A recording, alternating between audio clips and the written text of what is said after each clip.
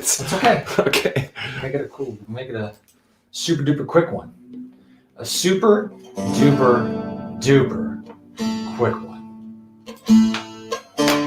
Well, folks, if you're joining us, welcome to the show. We just did an extra long live show, and it was fun. It was a lot of fun. Freddy, as you can see, is playing something that does not look like the bass that he normally plays. Yeah. It's not the bass that he normally plays. That's true. It's something completely different. Freddy, what are you playing? Like, this instrument got several names. To be like very, very precise, I call it Baglama Saz. And a lot of Turkish guys, for example, just call it Saz. Yeah. So We also played this drum, which is, what is this drum called again? The it's sticking to my tongue. It's a Darabuka. dalamar. Darabuka. Darbuka. Yeah, I'm sorry. That's the word. Baglama and Darbuka. Yeah. Yeah. Yep. Sorry. Hey, Alicia's back. What's up, Alicia? It's been a long day. So not only did today's show probably feel different because we're playing different instruments, but Freddy sang in a different language. He sang in Turkish. And we also played in a timing that is really not one that we play together ever. And also not one that is commonly heard in the music that we have grown up with. By we, I mean Freddy and I, dudes living in Western Europe. I grew up in the United States. There's not a whole lot of 7/8 that's played in our countries. So it was a lot of fun. Alicia, how did you were on the show today, you were watching. How did you like the way it went today? Did you enjoy how we explained it? Initially, our first idea was inviting a Turkish guy, but he couldn't make it to the show. Reasons are unimportant, but he didn't show up. And now we had to improvise a little bit, which was fun. It worked. In the end. We were kind of experimenting with our light and, zooming, showing you the details and of the instrument. But we worked out pretty well. We're starting to get into like this week we covered the piano and we also covered this instrument. And when we do things covering instruments, there are some nuances of the structure and the engineering of the instruments that we want to cover that's necessary to understand for the viewer and the listener why these things are different, how they work, all about them. So we would really like to be in a position to hook up a second camera. Just with the way our setup is, that's a bit of an upgrade, but we'll get there.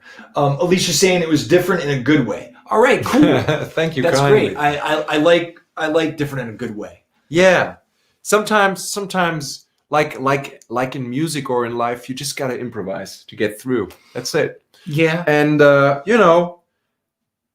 mean, string instruments in general, they're everywhere. Mm-hmm. Every culture, no matter if it's Japan or if it's America or if it's Germany or Turkey, doesn't matter.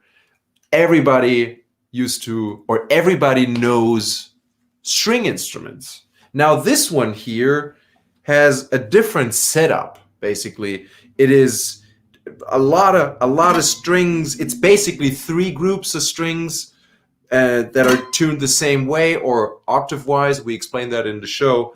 It's very it's very drony. So there's always like a tone, like the sitar, you know what I'm saying? Always that notes that are resonating.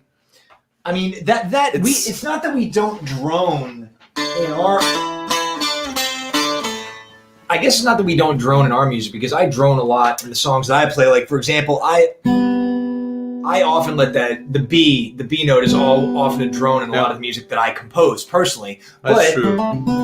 That might not stand out or sound different to someone else because it's part of the musical ingredients that your ears used to eating. Yeah. Right? Yeah. Like if all of a sudden, if all you ever had in your life was salt, pepper, paprika, and oregano, and maybe some basil, and all of a sudden someone pops some cardamom in your food, you're gonna be like, what? So I'm guessing, for at least for me, when I started hearing these songs, the notes that were drone, which are these microtones that don't show up in our music, it was really, really different. Yeah. Really, really interesting to me. Yeah. Like I said in the show, I used to play before I started studying, I played in a Turkish band called Baba Aşk, which is, I think it's I'm not able to speak Turkish, but I think translated that means something like the love's door, or the door to love. Okay. And they explained it to me. The way why it's so drony is because the strings are doubled, and that creates that typical sitarish kind of drone sound, because actually it resonates, like we have a sound hole, but it's like here, it's not on top of it, and it resonates differently. Like on a guitar, you could tune it so you have the drone notes, but it's pretty hard to tune a guitar where two strings that are next to each other are tuned the same way. Am I right? The exact same note? Yeah, you have to tune it very low in order to get that. Yeah. Correct? I would have to, if I wanted to do that without breaking my strings, that's true. I would have to tune down a lot lower. The tension would be too high, but for this instrument, it's the exact same string, it's the exact same thickness of the string. Mm-hmm. You can tune it like unisono, like on the exact same frequency, and then you have this kind of hypnotizing kind of sound, because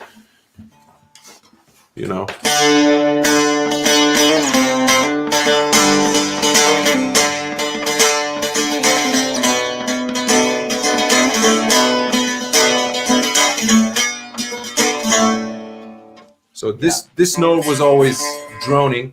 And it's a fun instrument. Like, I saw a lot of guys who played that, like, wow, very virtuose.